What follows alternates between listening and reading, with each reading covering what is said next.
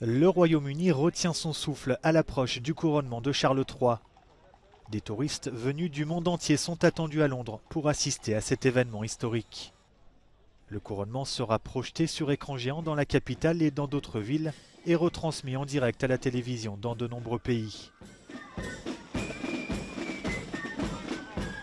Tout débutera samedi en fin de matinée par la parade du roi et de la reine qui se rendront à l'abbaye de Westminster pour la cérémonie, avant d'apparaître sur le balcon du palais de Buckingham avec d'autres membres de la famille royale dans l'après-midi.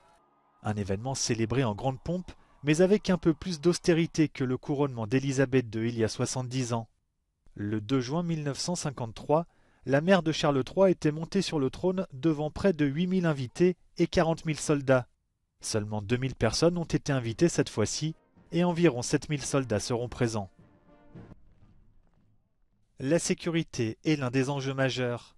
La police s'est dit prête à relever le défi après l'arrestation mardi soir d'un homme suspecté de possession d'armes près du palais de Buckingham. Cet événement marquera également les retrouvailles entre le prince Harry et sa famille, après la publication controversée de ses mémoires. Son épouse Meghan et leurs enfants ne seront en revanche pas de la partie. Le service du couronnement sera dirigé par l'archevêque de Canterbury Justin Welby à l'abbaye de Westminster.